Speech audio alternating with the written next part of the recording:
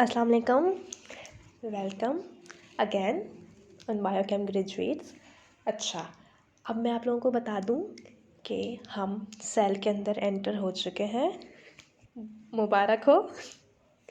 अब हम pure glycolysis जो है वो पढ़ेंगे और देखेंगे कि किस तरीके से ग्लाइकोलाइसिस हो रही है from glucose up to pyruvate. ठीक है, क्योंकि लास्ट लेक्चर के अंदर हमने ग्लूकोज की एंट्री देख ली थी कि ग्लूकोज सेल के अंदर किस तरीके से एंटर होगा।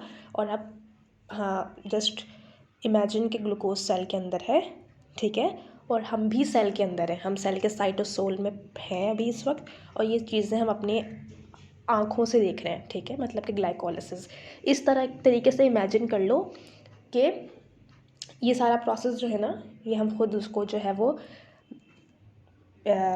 जज कर रहे हैं और देख रहे हैं। ठीक है, so let's start with pure glycolysis. सबसे पहला फेज जो कि है energy investment phase. So in first phase glucose is phosphorylated to glucose 6-phosphate by the action of enzyme hexokinase in muscles and glucokinase in particularly in liver। ठीक है, सबसे पहले step के अंदर क्या होगा कि ग्लूकोज कन्वर्ट होगा ग्लूकोज 6-फॉस्फेट के अंदर bye the action of enzyme hexokinase और ग्लूकोकाइनेज।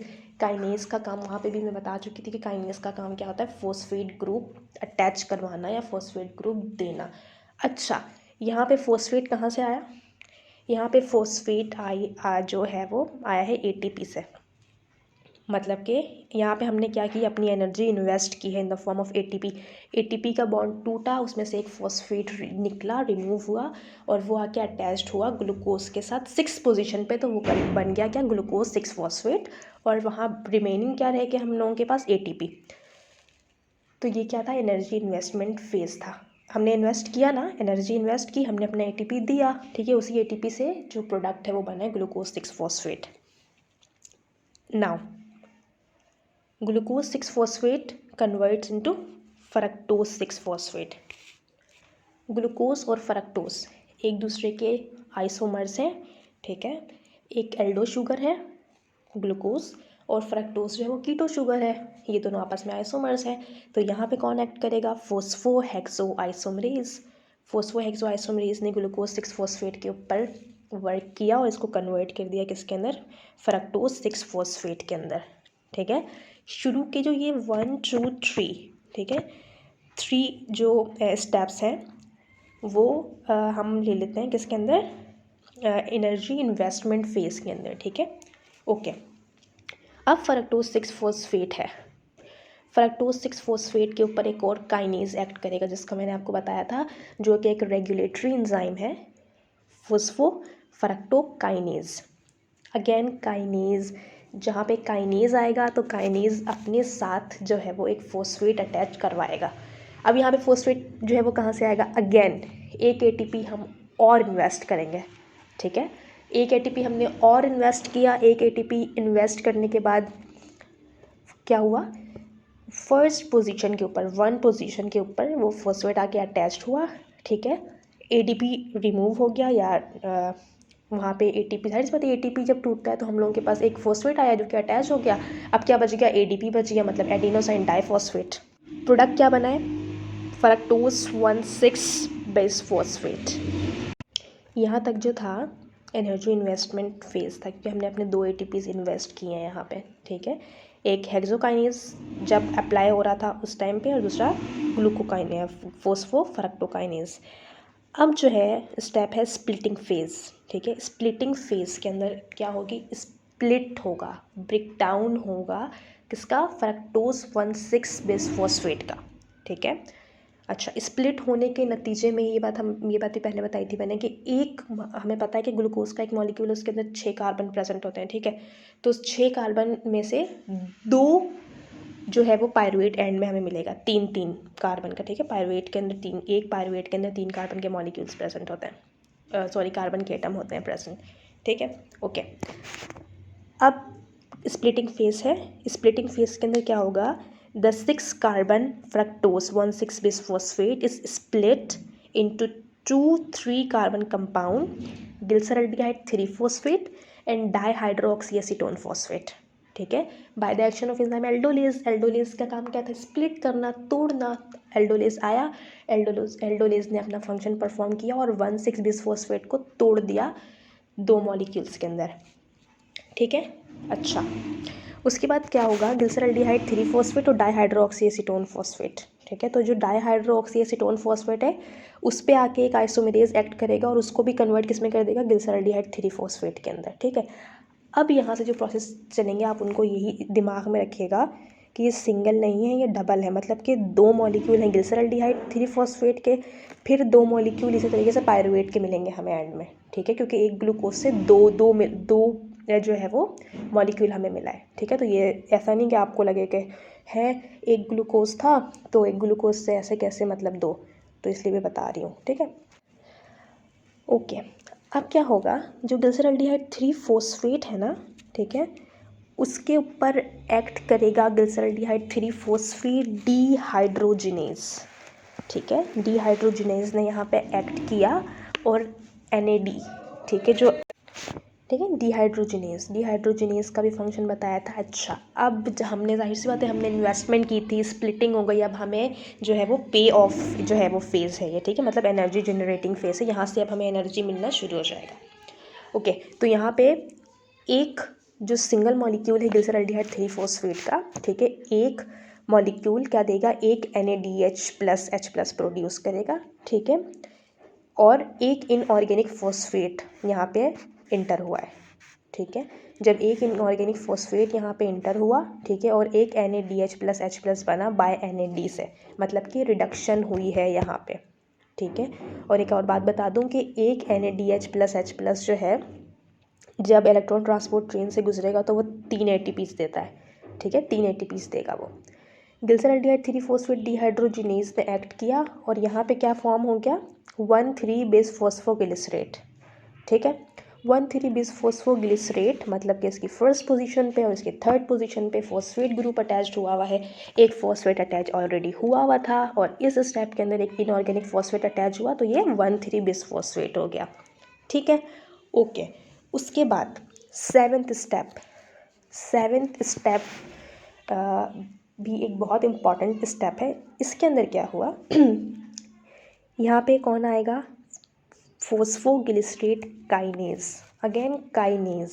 ठीक है, बट यहाँ पे जो काइनेज है वो काइनेज सबस्ट्रेट लेवल फॉस्फोराइलेशन करवा रहा है। मतलब यहाँ पे हम लोगों को एनर्जी मिलेगी in the form of ATP, substrate level phosphorylation. ठीक है, ओके।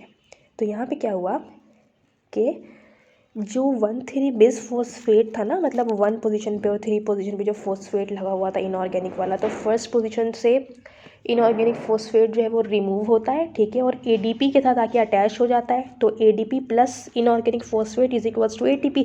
तो यहाँ पे एक ATP मिलता है हमें, ये हमारा अपना ATP है, ये हमने इन्वेस्ट किया था ना वहाँ पे। ठीक है, तो ये वही वाला ATP जो हमें मिल गया वापस, 1 ATP। ठीक है, ओके। उसके बाद क्या बच गया? 3-फॉस्फोग्लिसरेट बच गया। ओके, अब 8th स्टेप के अंदर, ठीक है, 8th स्टेप के अंदर क्या होगा? जो 3-फॉस्फोग्लिसरेट बना है, ठीक है, क्योंकि 1,3 था उसमें से एक रिमूव हुआ, ठीक है, वो जाके अटैच हो गया ADP के साथ, उसने ATP बना लिया और यहाँ पे क्या बच गया? 3-फॉस्फोग्लिसरेट। अब यहाँ पे ग्लिसरेट है तो फॉस्फोग्लिसरेट म्यूटेज आएगा। म्यूटेज के बारे में भी हम डिस्कस कर चुके थे इस एंजाइम के बारे में। इसका काम क्या है? म्यूटेशन करवाना। जो थर्ड पोजीशन पे जो फॉस्फेट अटैच हुआ है उसको ये उठा के सेकंड पोजीशन पे लगा देगा, दैट्स इट, और उसने कुछ नहीं किया। तो हमारे पास जो है वो प्रोडक्ट क्या बन गई? 2-फॉस्फोग्लिसरेट। ठीक है, 2-फॉस्फोग्लिसरेट मिल गया हमें। अब 2-फॉस्फोग्लिसरेट के ऊपर 9th स्टेप के अंदर इनोलेज आएगा। इनोलेज का फंक्शन भी बता दिया था कि यहाँ से एक वाटर जो है ना वो रिमूव होगा। जब वाटर रिमूव होगा, ठीक है, तो वो जो कंपाउंड है 2-फॉस्फोग्लिसरेट वो कन्वर्ट हो जाएगा किसके अंदर? फॉस्फोइनोल पायरुवेट के अंदर। ठीक है, फॉस्फोइनोल पायरुवेट उसके अंदर कन्वर्ट हो गया, मतलब कि फॉस्फेट ग्रुप अटैच है सेकंड पोजीशन के ऊपर। ठीक है, ओके। अब क्या हुआ? फॉस्फोइनोल पायरुवेट जो है वो 9th प्रोडक्ट है। ठीक है, उसको फाइनल पायरुविक एसिड में कन्वर्ट होना है, तो फोस्फोइनोल पायरुवेट के ऊपर जाहिर सी बात है पायरुवेट काइनेज जो है वो एक्ट करेंगे, ठीक है। और यहाँ पे दोबारा से एक सबस्ट्रेट लेवल फॉस्फोराइलेशन होगी, काइनेज है, जाहिर सी बात है। एडीपी वहाँ था, ठीक है। जो फॉस्फेट सेकंड पोजीशन पे लगा हुआ है यहाँ पे फोस्फोइनोल पायरुवेट, अगर आप देखें तो वो निकलेगा बाहर और आगे अटैच हो जाएगा एडीपी के साथ और एटीपी बना लेगा। ये भी सबस्ट्रेट लेवल फॉस्फोराइलेशन है, ठीक है। हमें यहाँ पे एक एटीपी मिल गया, फॉर्म हो गया, ठीक है। ये तो एरोबिक कंडीशन थी, ठीक है। एरोबिक कंडीशन के अंदर पायरुवेट हमें मिल गया, पायरुवेट एसिड मिल गया हमें, ठीक है। और अगर फॉर एग्जांपल अगर एनाएरोबिक कंडीशन है, जैसे कि मैंने बात की थी आरबीसीज के अंदर जो है वो माइटोकॉन्ड्रिया नहीं होता, तो उन बेचारे आरबीसी के जो पायरुवेट बना है उसके ऊपर लैक्टेट डिहाइड्रोजिनेज आके एक्ट करेगा और उसके नतीजे में क्या होगा, वो कन्वर्ट हो जाएगा किसके अंदर, लैक्टेट के अंदर, ठीक है। और यहाँ पे होगी ऑक्सीडेशन किसकी, NaDH+H+ जो फॉर्म हुआ था वो दोबारा से कन्वर्ट हो जाएगा Na+ के अंदर, ठीक है। ओके, अब कैलकुलेशन देख लेते हैं कि कैलकुलेशन किस तरीके से हुई है, कितने एटीपीज़ हमें अब तक मिले हैं ये। और ये बात बार बार जहन में रखिएगा कि हम सिंगल मॉलिक्यूल की बात कर रहे हैं ग्लूकोज की, तो हमें 2 पायरुवेट मिलेगा, ठीक है। एक सिंगल पायरुवेट जो है वो, मतलब उसको आप इस तरह मत लीजिएगा कि एक ग्लूकोज से जो है वो एक पायरुवेट मिल रहा है, नहीं, हमें एक ग्लूकोज से 2 पायरुवेट मिल रहे हैं, ठीक है। और 2 पायरुवेट 2 एसिटाइल कोए के अंदर कन्वर्ट होंगे। फिर एक पायरुवेट से जो है वो एक एसिटाइल कोए बनेगा, ठीक है। तो 2 पायरुवेट से कितने एसिटाइल कोए मिलेंगे हमें, 2, ठीक है। इसी तरीके से अब अगर हम शुरू से, मैं आपको कैलकुलेशन यहाँ बता देती हूँ, ठीक है। देखें, 1 ग्लूकोज मॉलिक्यूल, ठीक है, split into 2 molecules of glyceraldehyde three phosphate. एक ग्लिसरॉल्डिहाइड 3-फॉस्फेट से हमें क्या मिला, एक NaDH+H+ मिला, तो दूसरे वाले से भी एक NaDH+H+ मिला, ठीक है। तो 2 NaDH मिल गए हमें अब तक। और सबस्ट्रेट लेवल फॉस्फोराइलेशन 2 जगह हुई है, ठीक है। जब 2 जगह हुई है तो एक से हमें एक मिला, ठीक है। एक और एक ग्लिसरॉल्डिहाइड 3-फॉस्फेट से एक मिला, तो हमारे पास 2 ग्लिसरॉल्डिहाइड 3-फॉस्फेट थे, तो हमें इससे 2 ATPs मिले, ठीक है, 2 ATP। फिर दोबारा से लास्ट स्टेप के अंदर यहाँ पे सबस्ट्रेट लेवल फॉस्फोराइलेशन हुई है by the action of enzyme pyruvate kinase, ठीक है। तो यहाँ पे भी एक पायरुवेट काइनेज ने एक्ट किया तो एक ATP, और यहाँ पे 2 मॉलिक्यूल्स थे तो 2 ATP यहाँ पे मिल गए हमें, ठीक है। तो टोटल कितनी ATPs हो गई, 2 ATP, ठीक है, और 2 ATP। और एक NaDH जो है वो कितनी देगा हमें, 3 ATP देगा, लेकिन वो अभी नहीं देगा, वो इलेक्ट्रॉन ट्रांसपोर्ट चेन के अंदर देगा, ठीक है। अब हमने वहाँ पे 2 ATPs जो है वो अपनी इन्वेस्ट की थी, ठीक है, जो हमारा इन्वेस्टमेंट फेज था, अगर आपको याद हो तो वहाँ पे हमने 2 ATPs जो हमने अपनी इन्वेस्ट की थी।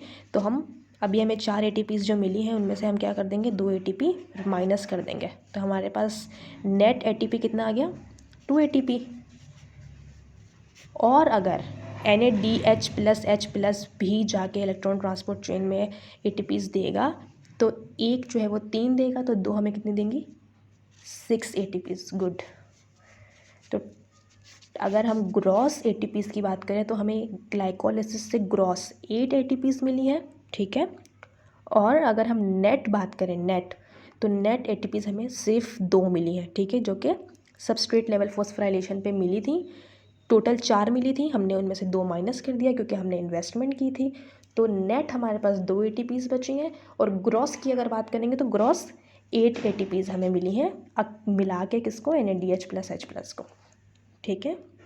यहाँ तक कोई भी कन्फ्यूजन हो, कोई भी क्वेश्चन हो कैलकुलेशन से रिलेटेड या इक्वेशन से रिलेटेड, तो मैं आपको क्लियर कर दूँगी, जस्ट कमेंट बॉक्स में जो है अपना क्वेश्चन जो है वो थ्रो कर दिएगा।